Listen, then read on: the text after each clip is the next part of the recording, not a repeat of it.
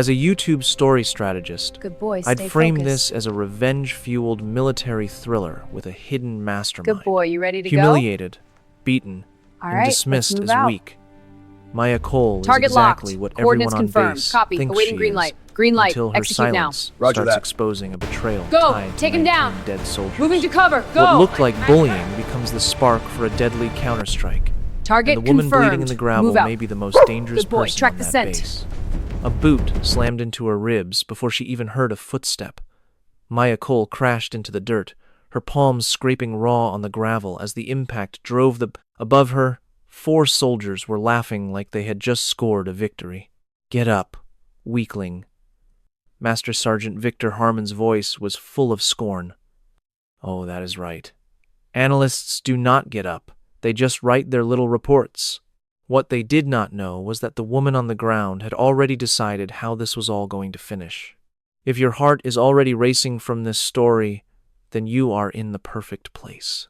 Subscribe to our channel this instant to follow Maya's mission to its conclusion, because this tale does not finish as you might think. Tell me your city in the comments. I want to see how far this story has reached.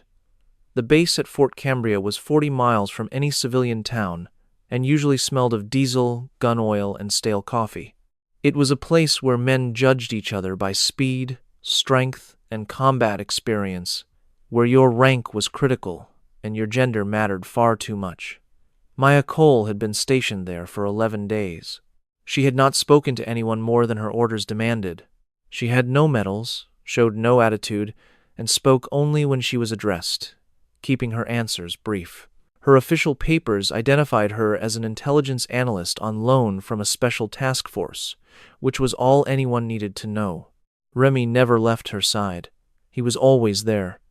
The German shepherd trailed her like a shadow at her knee. His amber eyes watched everything, his ears turning like tiny radar dishes, sensing the air just as Maya could sense people. She was walking to the Eastern Equipment Bay when Harmon intercepted her. She recognized his voice before she saw him, carrying the weight of a man who had never been told no by anyone he respected. "Hey, analyst." She halted and turned around slowly. Master Sergeant Victor Harmon was a large man with a permanent scowl. He was 42 years old, with 2 tours in Iraq and 1 in Afghanistan. His face looked as if it were carved from stone by someone with little concern for the final appearance. 3 other men stood behind him. Their expressions made it clear to Maya that they were expecting some kind of show. "You are in a restricted area," Harmon declared. Maya glanced down the corridor, then back at him. "My access badge worked at the checkpoint, Sergeant. I do not care what your badge says." He moved 1 step closer. "I am telling you that you do not belong here." Remy's body tensed almost invisibly, his weight shifting to his front paws. Maya sensed the change through the leash without a glance. "Easy," she murmured. It was unclear if she was speaking to Remy or calming herself. One of Harmon's men, a young man about 24 with a square jaw, smirked. "Is that a dog or an emotional support animal? Because this feels like a situation needing mental support." The others chuckled. Harmon remained silent. His eyes were still fixed on Maya, analyzing her. "What is your role here?" he demanded. "Intelligence support," she replied. "My orders are classified higher than your security clearance, Sergeant." That was the wrong thing to say. She watched his reaction unfold. His jaw clenched and his neck muscles tightened. His hands balled into what were nearly fists.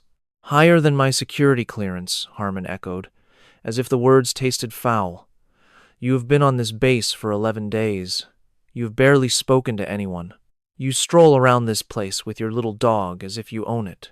"Remy is a certified military working dog," Maya stated, "and I go where my mission dictates. Your mission." He said the words like a bad joke. Right. She should have left at that moment. She was aware of that. But leaving meant turning her back on him, and she could not see his hands if she turned away.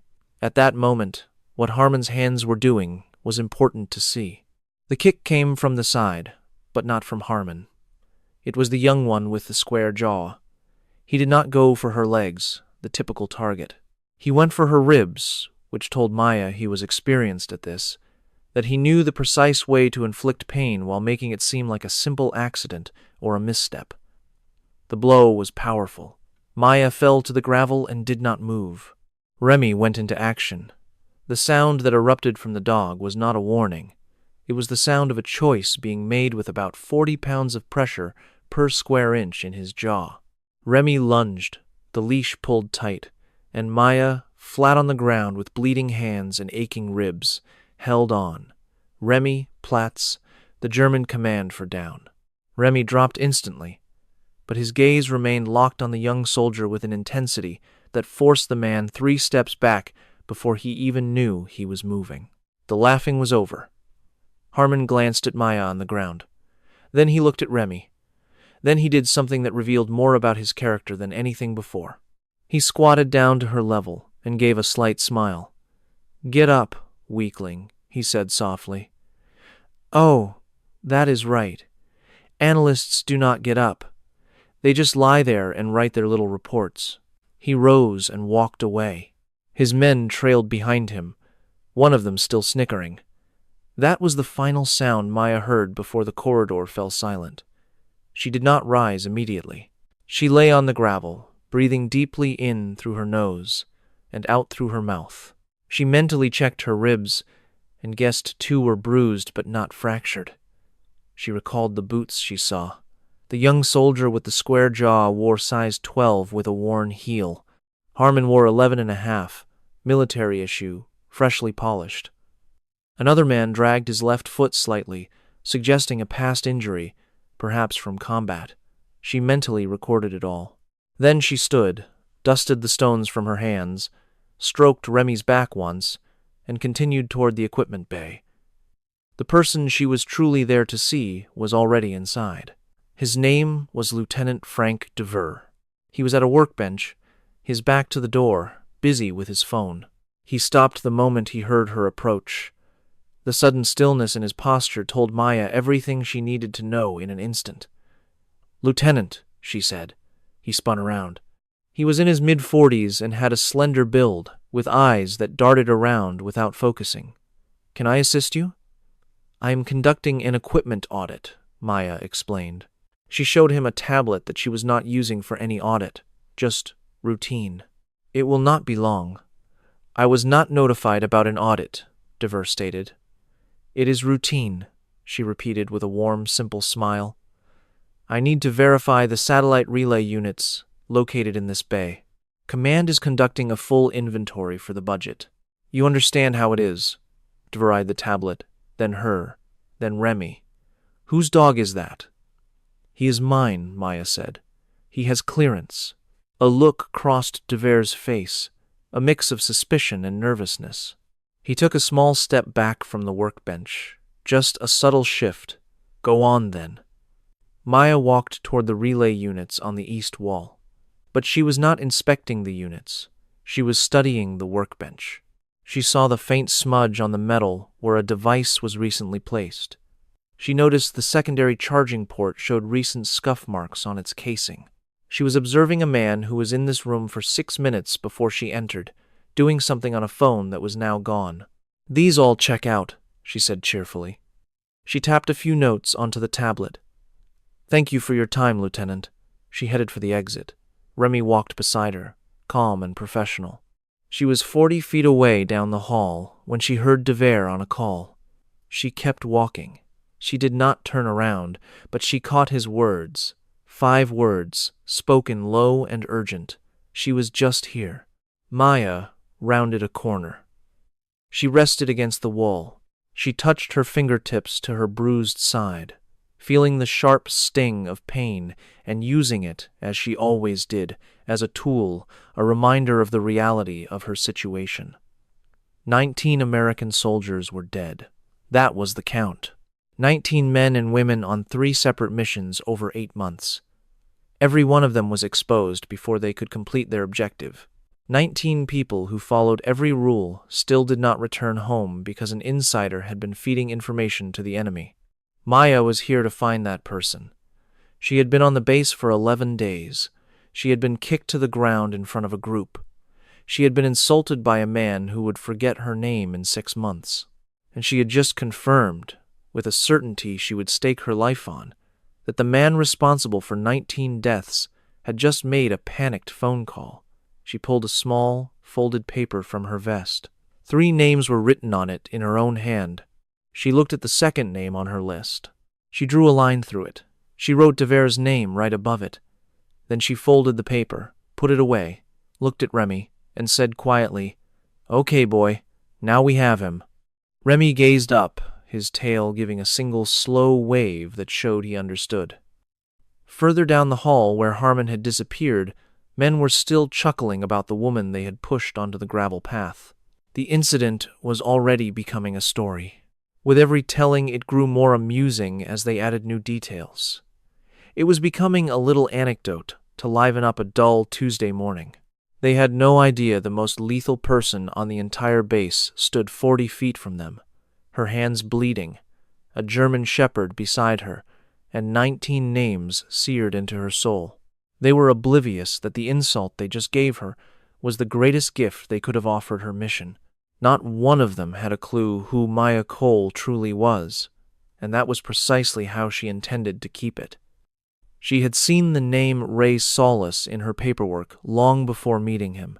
The information in his file was so compelling that Maya had circled his name 2 times that first evening at Fort Cambria, clicking her pen 6 times as she reviewed the details. Chief Warrant Officer Ray Solis, 41 years old, with 11 years of service.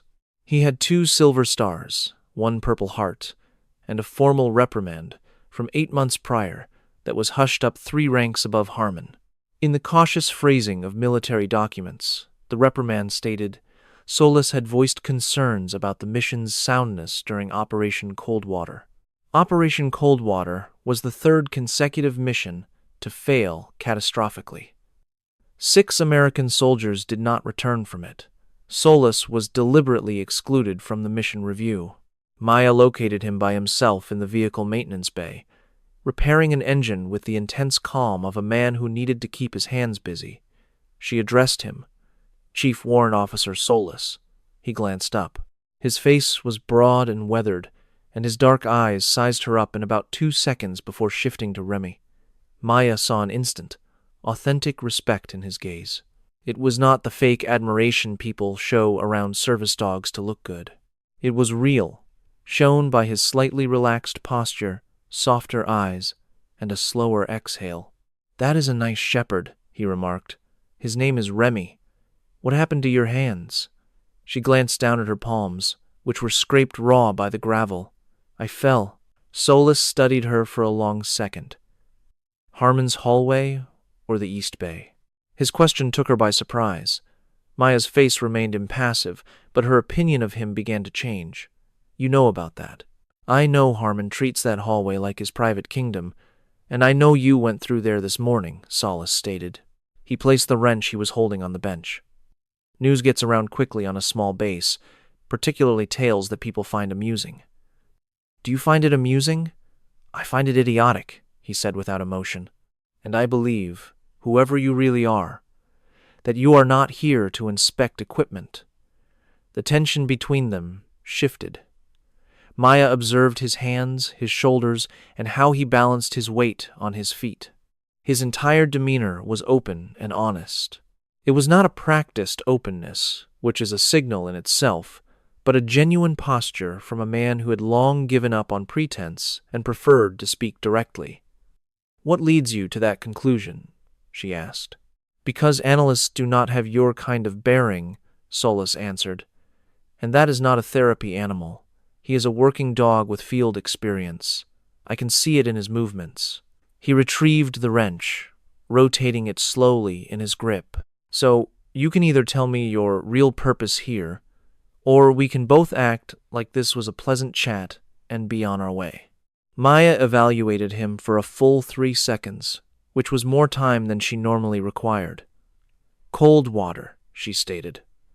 The wrench in his hand became still. "What about it?" he asked. His tone was different now. Not colder, but with more weight. "You voiced doubts about the intel before the mission began, and I was ordered to back off." His jaw clenched. 6 people were killed. Actually, it was 7, Maya corrected. The seventh victim was not officially linked to cold water in the reports, but the timing and the method are consistent. I also have cause to believe the same source that compromised Coldwater also sabotaged the next two missions. Solus put the wrench down once more. He did not retrieve it this time. 19 people. 19. A heavy silence filled the space between them. Maya allowed it to linger. She knew from experience that filling a moment like this with talk was the biggest mistake one could make. "Who are you?" Solus finally asked, though it felt more like a demand than a question. "I was sent to make sure this does not happen a 20th time," she replied. "And I need to know, right now, if you will assist me or if our discussion is over and we return to our duties." Solus glanced at Remy. The dog returned his gaze with that calm, ancient patience that Maya had always admired in him. It was a quality of being completely in the moment, free of any distraction. "What do you need?" Solus asked. In that instant, Maya experienced something beyond her usual strategy and controlled focus. It was a feeling almost like relief, and she let herself feel it for just 1 second before suppressing it. "I need diverse communication records from the last 60 days, she specified. "Not the official logs. The ones that are not supposed to exist." Solus blinked in surprise. "You already suspect Ver." "I confirmed it this morning. He placed a call less than 30 seconds after I left the supply room. He was flustered and got careless." "Dver has been stationed here for 3 years, Solus said, speaking slowly as if carefully considering a new idea from all sides. "He can access every mission plan that passes through this command. I am aware. He is also Harmon's best friend on this base," Solus added. "Those two are inseparable. If you target Dver, Harmon will find out, and Harmon is not a discrete individual." "I am aware of that as well," Maya confirmed. "That is why Harmon believing I am an incompetent analyst who tripped on some rocks is the most fortunate thing to occur today." Solus observed her for a beat. A flicker of something that could have been a hesitant smile crossed his face but vanished quickly. "You allowed that to happen." "I endured it," she corrected. "There is a distinction." It was in that moment that Solus came to a decision. Maya saw it unfold right before her eyes. It was the way a person processes a hard truth and then adjusts to it. He stood up a little taller. He exhaled through his nose. His hands went completely still. "There is someone you should talk to," he told her. "Sergeant Elena Marsh. She handles communications analysis for our area. If anyone can get you the logs you need without setting off alarms, she can. Is she trustworthy?" "I have bet my life on her," Solus said. "Twice." "For real? Arrange it," Maya instructed. "Tonight." Someplace Dver never goes. She had started to walk away when Solus called out. He just said, "Hey," but it sounded like he used her name. She paused. "Those 19 people," he said. "I knew some of them." "I know," Maya replied without turning back. "That is one of the reasons I came to you." She strode back across the base, Remy close by her side, certain of one thing. She had found a single ally in a place where everyone else either dismissed her or sought to exploit her. One was sufficient. It always was for a beginning. What she was not aware of, and would not learn for another 3 hours, was that Dver had already placed another call. The recipient was not the contact she had been monitoring for 4 months. It was a complete unknown, a person whose name was in none of her records, someone who seemed to know all about Maya Cole, her purpose at Fort Cambria, and was anticipating her first action. Elena Marsh was compact and methodical, like someone who had discovered long ago that being overlooked was an advantage. She came to the meeting arranged by Solus carrying a tablet, her expression indicating she had already formed several conclusions. She observed Maya. She noted the scrapes on Maya's hands. She glanced at Remy. Then she took a seat. "Ray tells me you want Dver's hidden communications," Marsh began without introduction. "That is correct," Maya confirmed. "That will not be simple. I realize that. If it were simple, it would be done," Marsh stated. "What I mean is, It is practically impossible to do without setting off an alert that Devere will notice almost instantly. How much time is required to accomplish it without an alert? Marsh considered this, looking up for a second. 48 hours. Perhaps less if I use the secondary diagnostic system, but that is only accessible during the maintenance period on Thursday. Thursday is in 31 hours, Maya noted. Yes, I know. Can Devere cause problems in 31 hours? Marsh and Solus shared a glance. It was the type of look exchanged by people who have discussed a topic before and are unsure how much to reveal. Inform her, Solus instructed. Marsh placed her tablet on the table. The screen showed a mission plan. It was not secret or sensitive, just a standard extraction plan. However, the operation was scheduled for 72 hours from now and involved a very important person who had been in a secure location for 3 weeks, waiting for this chance. Marsh spoke softly, stating this crossed Devere's desk 4 days ago. Maya's gaze was fixed on the monitor. A dull ache pulsed in her ribs while her palms burned. The number 19 echoed horribly inside her mind. Maya concluded, he has seen it already. Correct, so our contact is compromised. Maybe, Marsh countered. Or we have 72 hours to give Devere false intel and use his system to find the source before he catches on. Silence fell over the room. Remy moved beside Maya's leg. His steady warmth felt like an anchor, a belief in her that she could grasp onto. That plan has a flaw. Just one, Maya mentioned.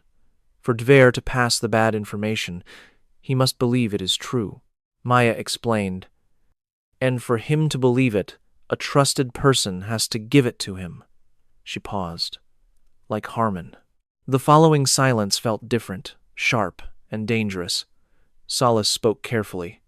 Harmon doesn't know about Devere. No, Maya confirmed. But Devere doesn't know Harmon attacked me today either. She looked at them both. Harmon thinks I am nothing. Devere is watching me now, which means he'll watch anyone who interacts with me, especially someone who belittles me. She let that settle for just 2 seconds.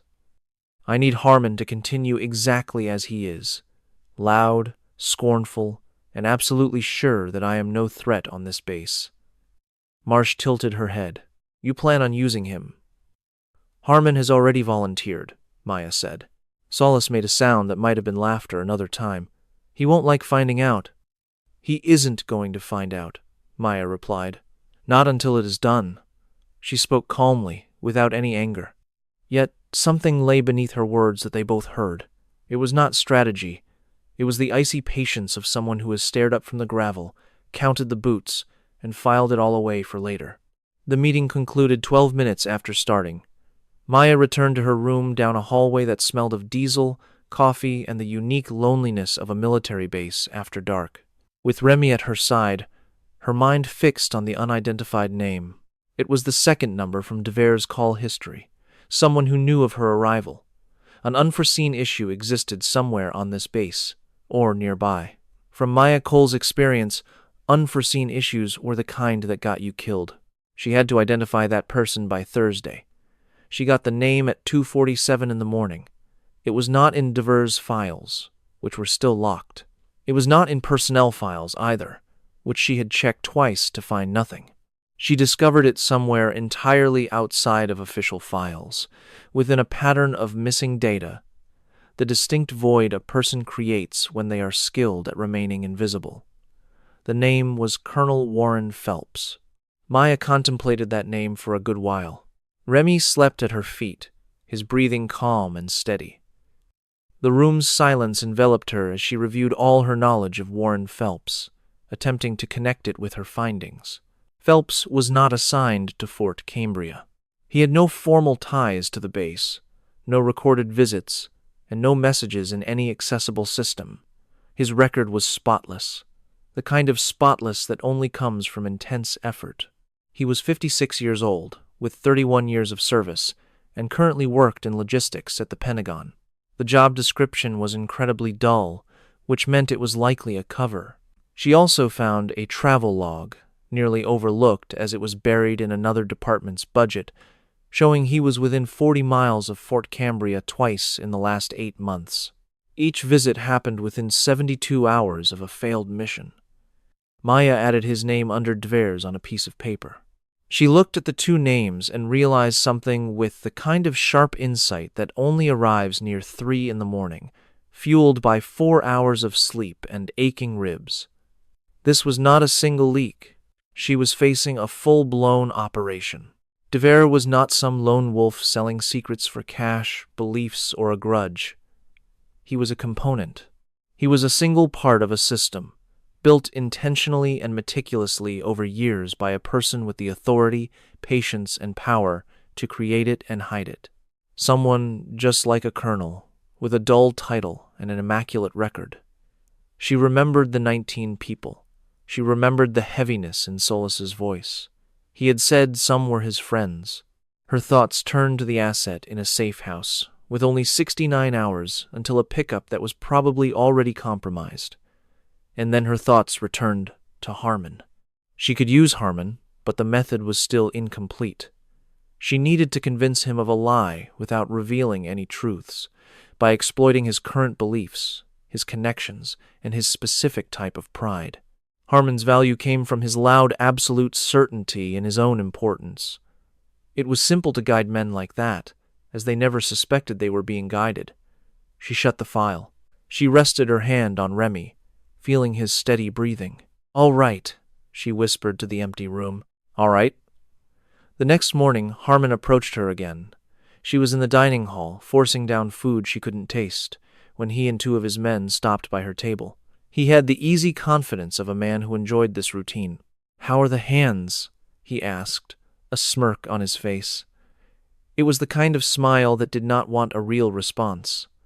Maya lifted her eyes from her food. She paused for a single, deliberate moment. "Improving," she replied. "Thank you for asking, Sergeant." His smirk wavered. He was not prepared for gratitude. He had anticipated silence or a nervous reaction, but she offered neither. Now he was adjusting his approach, unaware of what he was doing. He took a seat opposite her, uninvited. His men remained on their feet. "Did you file a report?" he asked. "About what?" she answered. A flicker of something crossed his face. It was not guilt. Harmon was not familiar with guilt. It was a kind of calculation she knew well. He was assessing if she posed a danger. "About yesterday," he clarified. "Nothing to report," Maya said cheerfully. "I took a fall. It happens." She lifted her coffee mug. "This is a busy base. People have work to do. I doubt anyone wants to deal with forms for something so small." Harmon watched her closely. She kept the mug perfectly still, her expression revealing nothing. "Right," he said, drawing out the word. "Right," she asked. "How long have you and Lieutenant Dever served together here?" Her tone was relaxed, like she was asking about the forecast. The calculation in his gaze intensified. 3 years. Why do you ask?" "Just learning my way around," Maya commented. "He appears to be a skilled officer." "He is," Harmon confirmed. His voice carried a distinct tone of loyalty, the warmth men show when speaking of someone they respect, not just work with. "The finest intelligence officer I've known." "Good to know," Maya said. She got up, took her tray, and gave him a polite nod that clearly ended their talk. "Have a good day, Sergeant." She could feel him watching her as she left. She maintained a steady pace. She did not glance back. She took the tray to the disposal area, placed it down, and exited through the other door, her speed never changing. 30 seconds later, Remy met her in the hall, released by Solis as planned. She knelt down, cupped the dog's head, and let him gently lick the wounds on her hands, a kindness that was almost too much to bear. "Good boy," she whispered. "Good boy." She rose to her feet. "Harmon will be an issue," she said to Solis, who was now next to her, "but not how I expected. His loyalty to Dever is real. If this fails and he learns the truth about Dever, it will shatter him." Solis was silent for a second. "Does that alter our strategy?" "No," Maya answered, "but it alters how I feel about it."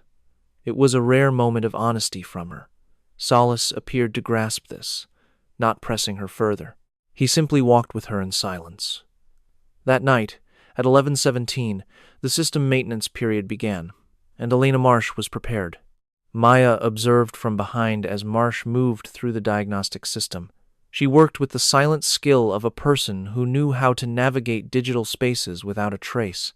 It was amazing to watch, a craft that appeared simple but was incredibly complex.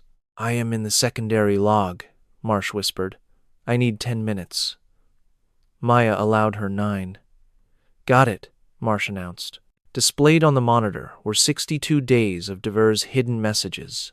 They were encrypted, redirected, and cleaned several times, but not perfectly.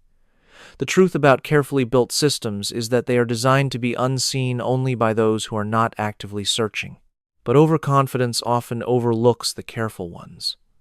Marsh began to unravel the data streams. As Maya watched and checked them against her own information, a schematic formed in her mind. It was not a map of physical places, but of the exact tempo of data, of how long it took for intelligence to travel from Dever's terminal to a compromised asset. After 14 minutes, Marsh went still. "Maya," she uttered, and her tone conveyed everything. Maya leaned in. Displayed on the monitor was a message from 12 days before, not from Dever's main unit, but rerouted through 3 separate servers. However, the origin point embedded deep in the metadata was not entirely concealed. It was a reckless error, the type that arises from working too long without a genuine threat, from assuming your network is foolproof. The source signature led back to the Pentagon's logistics branch, pointing directly to Colonel Warren Phelps's division. "He knew I was on my way," Maya said. She spoke it softly, as a simple statement of a grim reality. "Phelps was aware of my arrival before I ever set foot on this base." Marsh swiveled in her chair. "This means your entire mission was blown from the very beginning, which suggests," Solis added from the doorway, "having entered so quietly, every contact you've made might already be in Colonel Phelps's possession." An extraordinary quiet descended on the room, the kind that happens when 3 individuals simultaneously grasp an unwelcome and devastating truth. Remy pressed his body against Maya's leg. She remained motionless for several moments, her mind rapidly replaying the last 11 days. It felt like a frantic dash through a burning structure, searching for the one essential thing you cannot afford to lose. Every single discussion, every person she met, every route she had taken. "No," she said at last. Her voice carried a conviction that made both Solis and Marsh turn to her. "Not all of it. If Phelps had total surveillance of my activities, Dever would not have been so shaken when I appeared in that supply bay. He was startled because he had no clue what I was doing there. So, Phelps knows I am here and understands my general objective, but he is not watching my actions in real time." "How certain are you about that?" Solis questioned. "Certain enough to proceed," Maya stated. It was not a perfect reassurance, and she could see from his expression that he understood that. But it was a truthful answer. And in the dead of night, in a room holding a data log that had just demolished every one of her assumptions, honesty was the most she could provide. "The extraction," Marsh interjected, "is in 67 hours. "I am aware," Maya replied. "If we feed the false information through Harmon and Dever sends it up to Phelps, he is going to realize something is off," Marsh argued. "A man like that can spot fake intelligence." "He might miss it," Maya countered, "if the lie is presented as something he is already inclined to believe." "And what does he already believe?" Marsh asked. Maya recalled the corridor, the crunch of gravel, the sound of boots and men laughing, and the distinct smugness in a voice that believes it has already secured victory. "He believes I am failing," she said. "He is convinced I came here searching for something I have failed to find, and that the hostility on this base has impaired my ability to think clearly." She paused.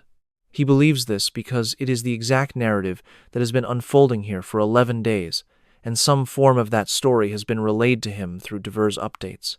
"You intend to leverage that?" Solis asked, though it was more of a statement. I intend to show him a version of myself that confirms his biases. Maya continued. An analyst who is completely overwhelmed has pinpointed the wrong individual and is about to act on deeply flawed information. She looked from one to the other. If Phelps is convinced I am pursuing a ghost, he will not cancel the extraction. He will allow it to continue.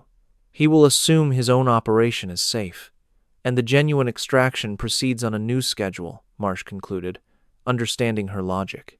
On a schedule Dver knows nothing about, Maya added. Because I plan to give Dver a timeline that is entirely fictional. The ensuing silence was of a different nature than before. It was the quiet of people witnessing a complex problem suddenly becoming solvable. Solus finally exhaled. This hinges on Dver completely trusting the false intel. It hinges on Dver perceiving me as no danger, Maya corrected, which circles us back to Harmon. She examined the healing cuts on her hands, the skin pulling tight. Tomorrow, Harmon will discover from a source he trusts that I have submitted an official grievance against him. It's the type of grievance that will be tied up in review for weeks, and in the interim, it will make me appear to be exactly who he assumed I was all along. A woman incapable of handling the pressure who ran to the system for protection. Marsh just stared at her. He will be absolutely enraged. Yes, Maya confirmed. He is going to make your existence on this base considerably more difficult. Yes, Maya said once more. And Dver will observe the entire spectacle. That is the whole idea. Dver will see a compromised agent making choices based on emotion and causing internal strife instead of performing her duties. And he will relay that information to Phelps. And Phelps will accept it because it validates every preconceived notion he has about how this mission would unfold. Solus rubbed his face with his hand. He looked drained, the way people do when they are shouldering a burden that was never meant for them. And while that entire drama plays out, Maya said, her voice firm, I will follow every single thread of Dver's network directly to Phelps and assemble a case so airtight that there is no possible scenario where they do not both end up in a place with no exit. She spoke with her usual quiet control, but her hands were trembling, just enough that she pressed them flat on her legs to conceal it. Remy noticed. He always noticed. He leaned his weight against her, and she could feel his warmth. She breathed in deeply and then exhaled slowly, counting to 4 as she had been taught. She let the shaking move through her until it was gone. 67 hours. 19 contacts. One name she had not known until just 14 hours before. Her thoughts shifted to the asset in the safe house. She pictured someone in a small room at an undisclosed location, awaiting a rescue mission that was compromised before she had even arrived. Get some rest, she told Solus and Marsh. Tomorrow will be chaotic. She walked out with Remy, the corridor closing in around her. The base hummed its nightly tune, and somewhere in the darkness, Colonel Warren Phelps slept peacefully, like a man who was certain his schemes were undetectable. He was mistaken about that. He was about to learn just how profoundly mistaken he was. The complaint appeared in Harmon's email at 600 hours. Maya knew the precise instant he read it because she was in the mess hall as he entered, and the entire feeling of the room shifted, the way it does when something large and furious enters. He did not look at her right away. That was the sign. An innocent man scans his surroundings without thought. A man who has just read something that sent his heart racing will look anywhere but at the source of his anger. He held out for 11 seconds before his eyes found hers. Maya was in the middle of her meal. She did not look up. He crossed the floor in 8 strides. He placed both hands firmly on the table before her and bent down, his face so close she could see the angry flush climbing his neck. You filed a complaint. His voice was tightly reined in, the way a person speaks when they are fighting the urge to shout. Maya put her fork down. She met his gaze with an expression she had not practiced once, for she had no need. She had constructed this look in her mind since 2 o'clock that morning. It was the face of a person ashamed of what she had done, but trying to conceal it, a look with just enough defiance to appear authentic. I was following procedure, she said. You were following procedure, he repeated. You are on a secure base during an active mission, and you filed a conduct violation because you stumbled in a hallway. I did not stumble, she replied. He stared hard at her. You are going to make an enemy of me over this matter. I am not attempting to make enemies, Maya said. She allowed her voice to become fragile, uncertain, like the sound of someone treading on unstable ground. I just believed it was crucial to have it on record. Harmon recoiled slightly. He stood up straight. He studied her the way one might reevaluate something that has been neatly categorized but now no longer seems to fit. Do you realize the consequences of this? He asked. This action places a flag on my service record until a board can determine if it has merit. That entire process can take 4 to 6 weeks. For 4 to 6 weeks, I will be responding to inquiries about a hallway and some gravel instead of doing my job. I regret that the timing is inconvenient, Maya said. It was precisely the wrong response. She knew it was the wrong response. She said it because she needed it to be received as exactly wrong. It needed to sound to Harmon like the tone-deaf remark of a person who had put her own sensitivities above the mission's reality. His jaw tightened. He lifted his hands from the table. This conversation is over, he declared, then turned and left. A few tables away, one of his men who saw it all took out his phone. In her periphery, Maya saw him typing and granted herself 4 seconds of triumph before she resumed her breakfast. By midday, the gossip had spread throughout all of Fort Cambria. Dever had heard 3 different versions by 2 o'clock that afternoon. Maya was certain because Marsh sent her a single-word message. Running. That meant Dever was transmitting. He was reporting up the chain. It meant that in an office in Washington, Colonel Warren Phelps was getting an update about an analyst who had humiliated herself, provoked a senior NCO, and seemed more fixated on office politics than the mission that brought her to this base. Maya was in her room when Solis came to the door. It's in motion, he confirmed when she opened it. I know. Marsh intercepted 2 more outgoing messages from Dever in the past hour. She cannot read them yet, but their frequency and timing perfectly mirrored the pattern from before cold water. He paused. He's transmitting. He feels secure, so he's moving information. Good, Maya replied. Let him. I need Phelps to feel at ease. Solis entered and sat. Remy gave him a slight tail wag before returning his gaze to the door. I have to ask you something, Solis said.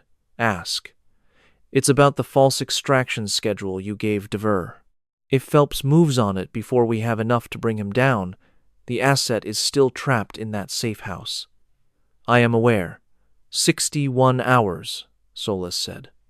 I know the timeline too, Maya.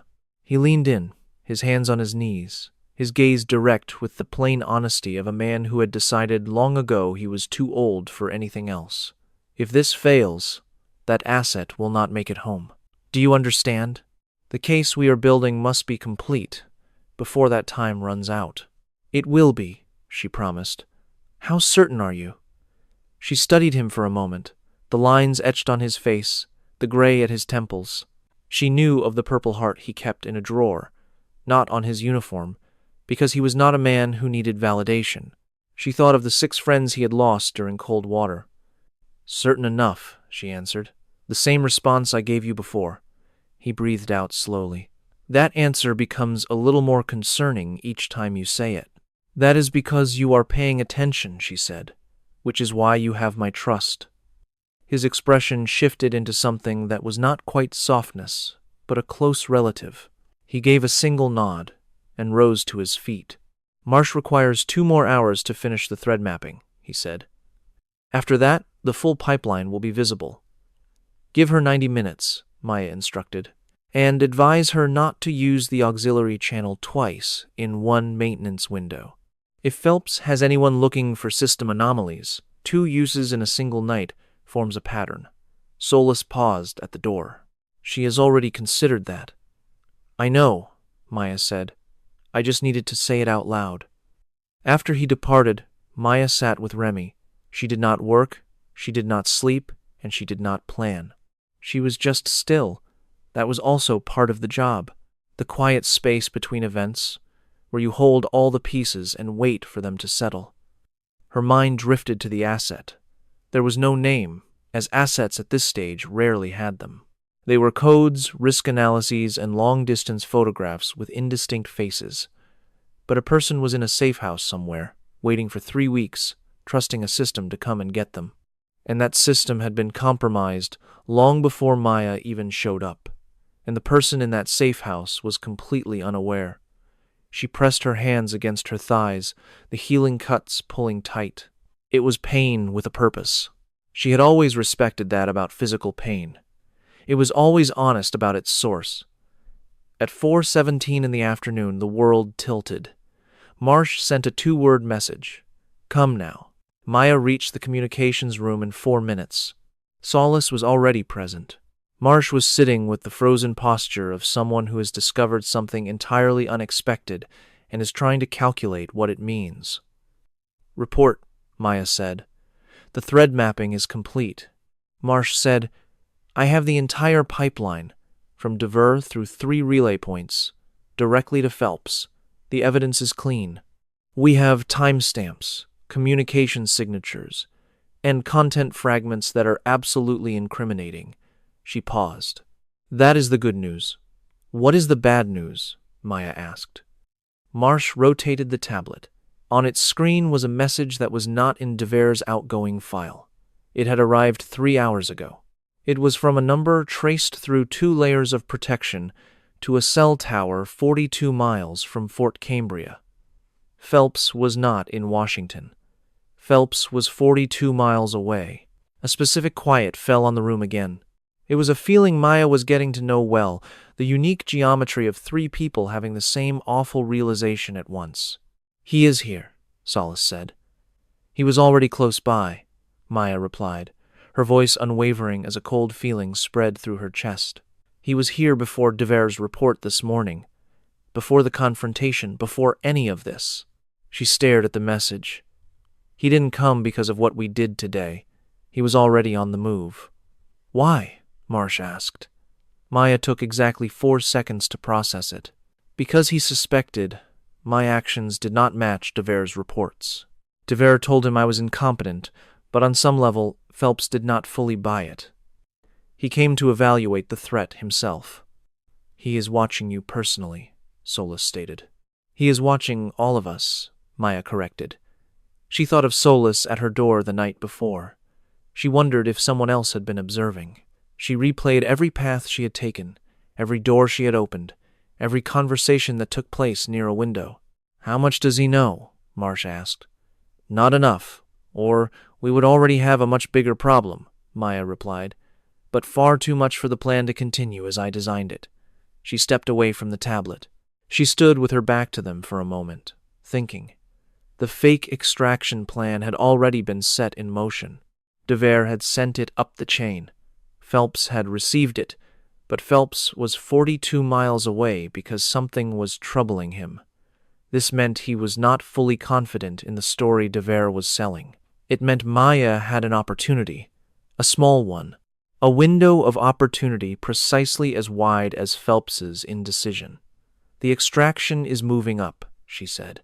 Solace made a sharp noise. We do not have the authorization to change the extraction. That decision is made at a command level not present on this base. Then we need to contact someone off this base, Maya said, turning back to them.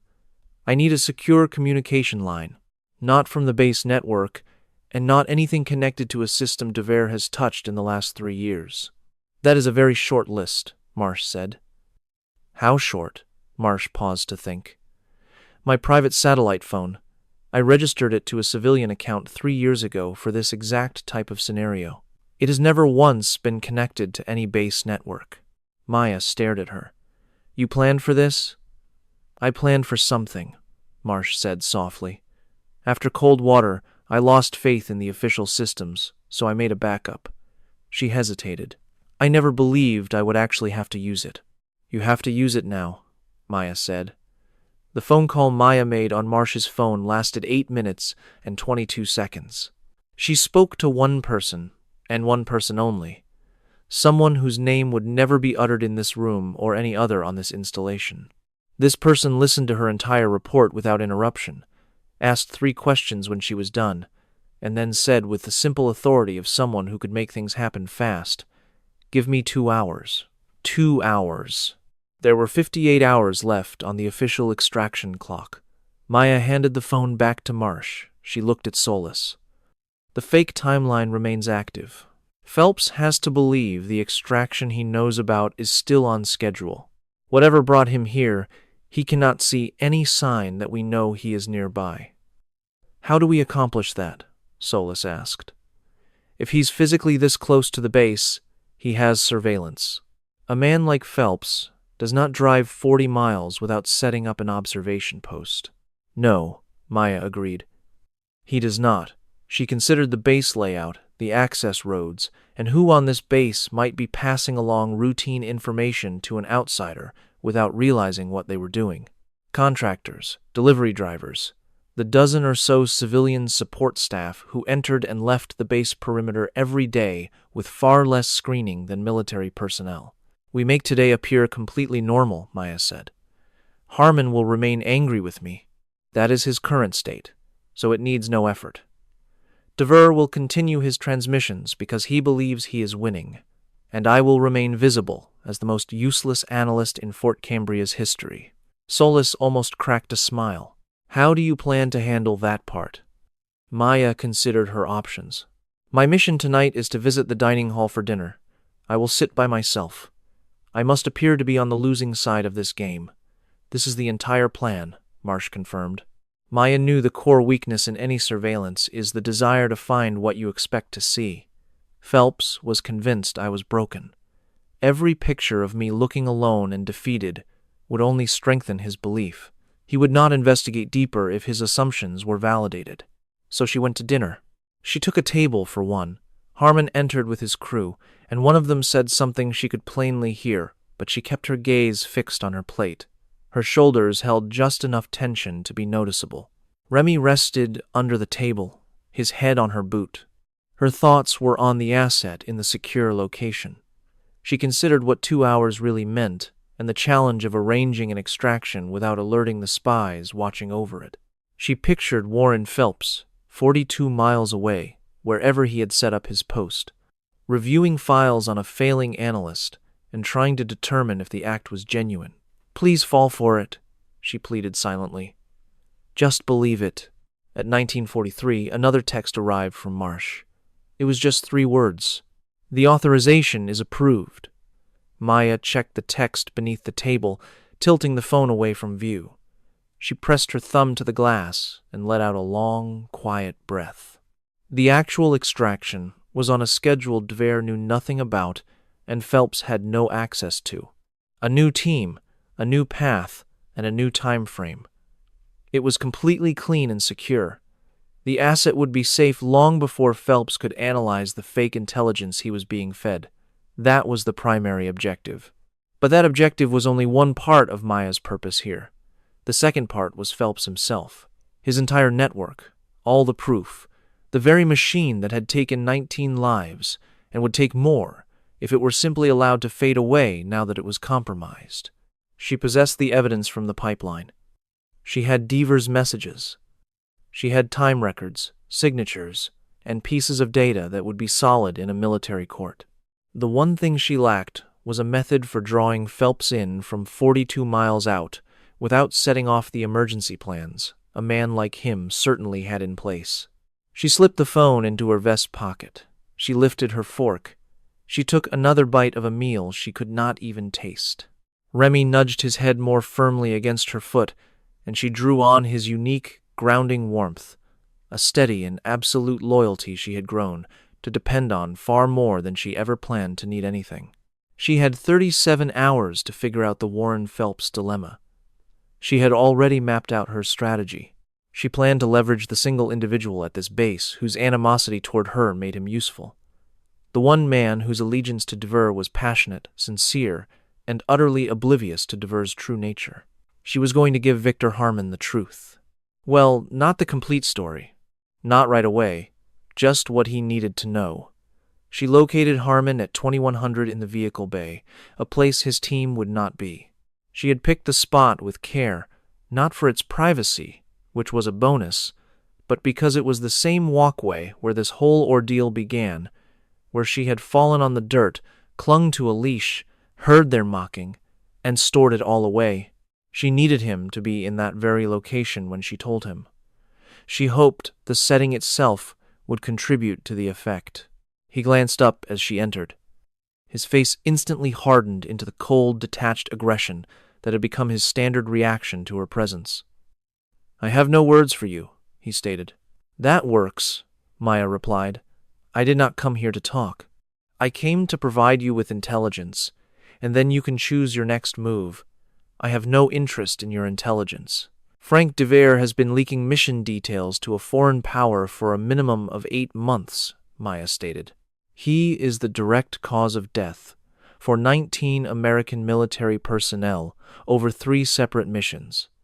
I possess verified proof of each message, each relay station, and each time record. His controller, the person directing him, is 42 miles from here at this moment, waiting to learn if his asset is still secure. The entire bay fell completely still. Harmon remained frozen. He did not say a word. He simply stood, a tool in his hand, his expression shifting from sheer disbelief to a look that was far more grim and much more volatile. "That is impossible," he said.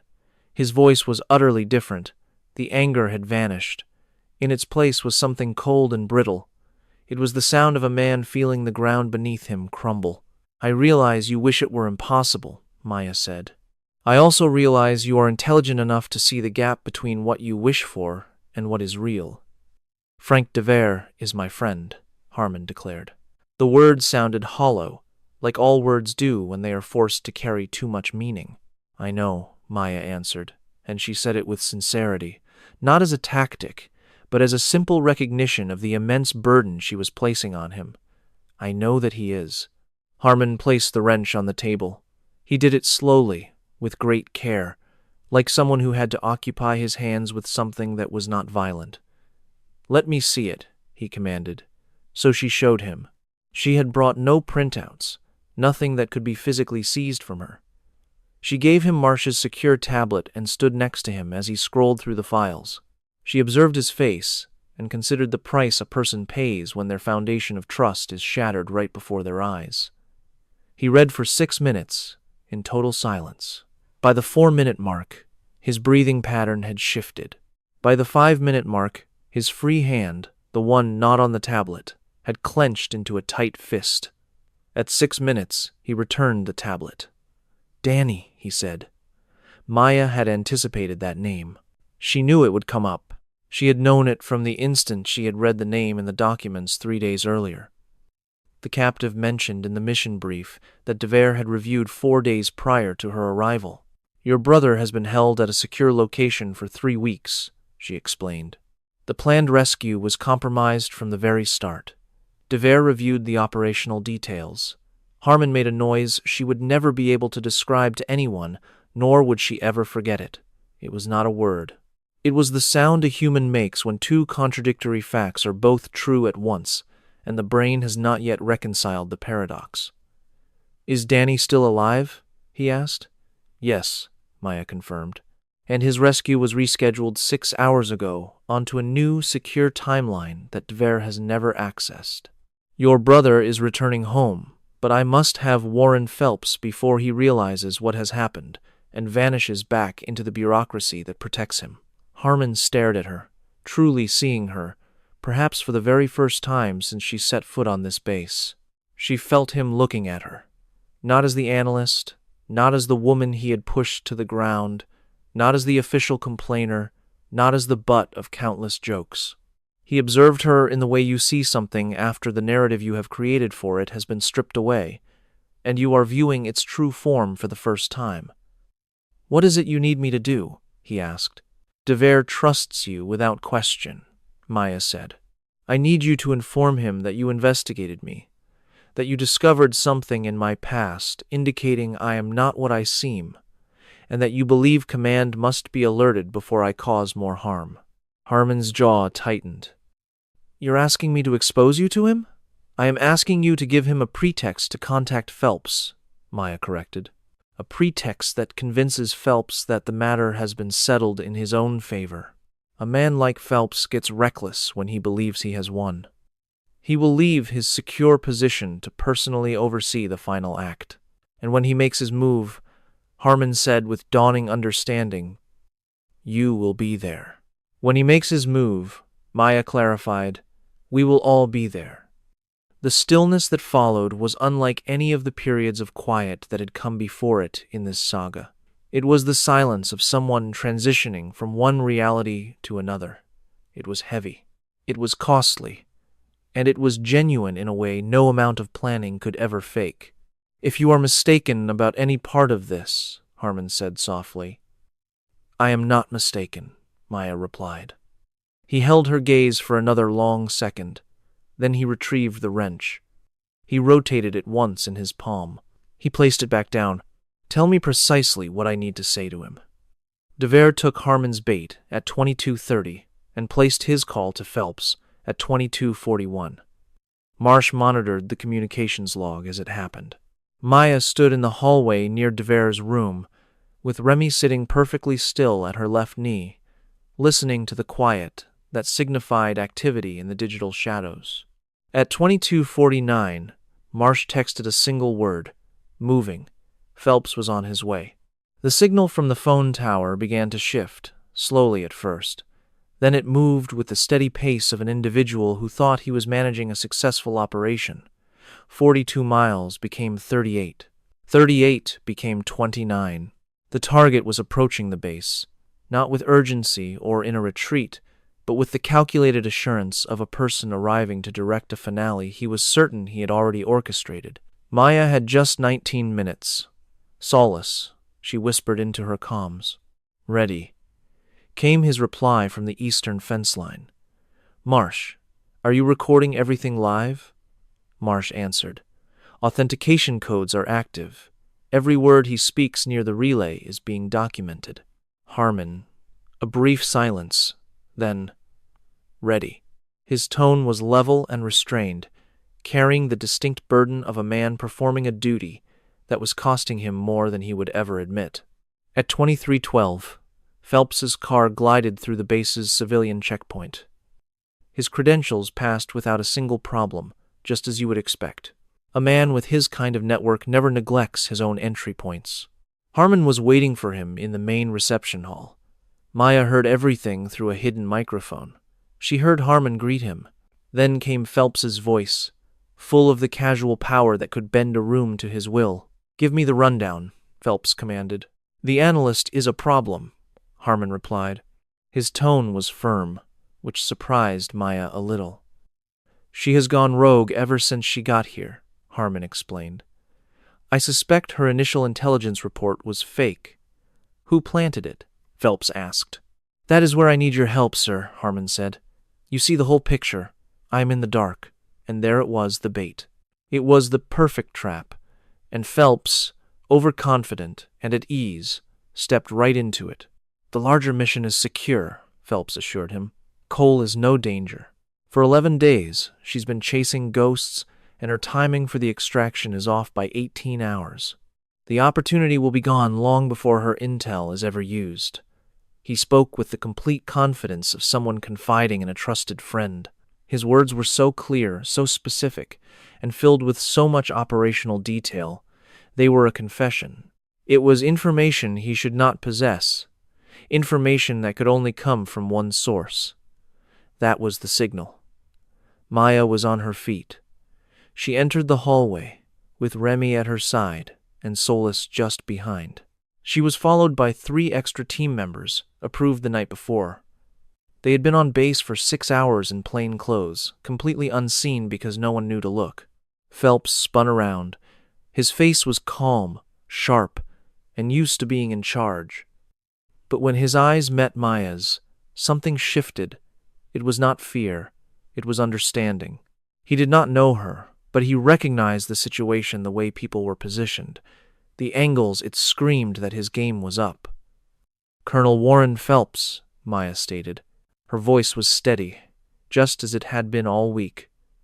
You are under arrest. A military tribunal awaits on charges of conspiracy to commit espionage, conduct unbecoming an officer, and your direct involvement in the deaths of 19 American service members. Phelps stared at her. His gaze moved to the people with her, then to Harmon. Harmon returned his stare, his face a complete blank. "Victor," Phelps pleaded, using his first name as a last resort. "Don't," Harmon replied, his single word soft but absolute. Phelps remained silent. He knew better than to say more.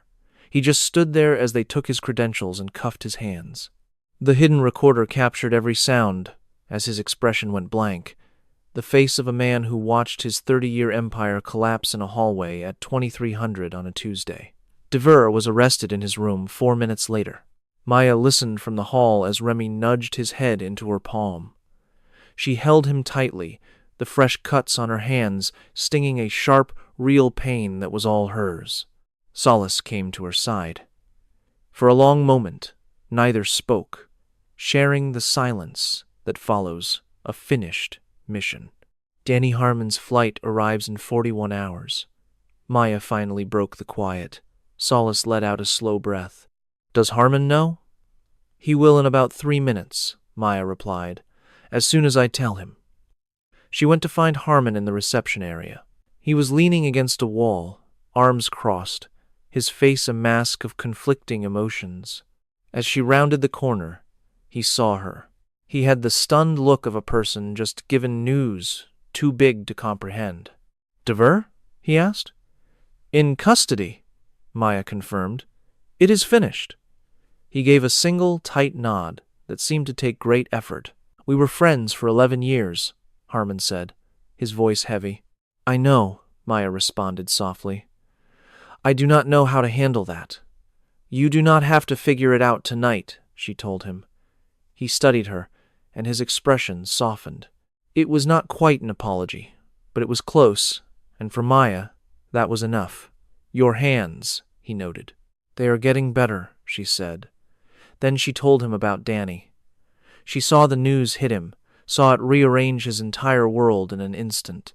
For a split second, his eyes shone with tears before he regained composure. His breathing hitched, then evened out. He briefly covered his mouth with the back of his hand. 41 hours, he whispered. 41 hours, Maya affirmed. He nodded again, then turned to face the wall. She let him have the moment, understanding that some grief is meant to be private. Remy padded over and gently touched his nose to Harmon's hand. The large man looked down at the dog. His carefully built composure cracked, not with a loud shatter, but with the quiet break of genuine emotion. He rested a hand on Remy's head.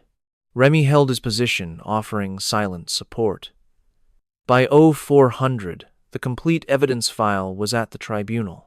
It included documents on the entire network, message histories, digital signatures, and Phelps's own recorded confession. The case was flawless, built in just 11 days, by the one person on base nobody ever saw as a threat. The actual extraction mission was a success at 1400 the next day. The target was brought out safely, using a path DeVere knew nothing about. The rescue team's orders never crossed a system Phelps could see. It was a perfect operation, the kind that happens when the traitor is finally found. This is what happens when information is secure and good people can finally do their jobs. Maya missed the extraction. She spent 9 hours in a debriefing, detailing every action, observation, and piece of evidence from her first day at Fort Cambria. She answered each question with her usual calm and meticulous detail. She omitted nothing, not even the gravel path, the heavy boots, the mocking laughter, or the 11 seconds a man chose to ignore an injustice he did not want to witness. After the debriefing, she stepped outside into the fresh air with Remy beside her. She paused, lifting her face to the sky, and took a deep breath, savoring the feeling of a mission accomplished. 19 names. They were still with her. But now, they were not a burden. They were a purpose. The very reason she came to this base 11 days earlier, endured the humiliation in the gravel, and patiently waited for her moment. Victory is not always loud or forceful. Sometimes, winning means being quiet and patient. It means being willing to be pushed down, taking note of those who stand over you, and knowing, with absolute conviction, that your turn to speak is coming. This was a truth Maya Cole had understood her whole life. She was just waiting for the rest of the world to catch up. If this story resonated with you, if it was a reminder that true strength is often silent and courage does not need to shout, I invite you to subscribe. Please, leave your city name in the comments below so I can see how far this message has gone. And if you agree that the most overlooked person is often the most capable, type Amen. May you be blessed, no matter where you are listening from.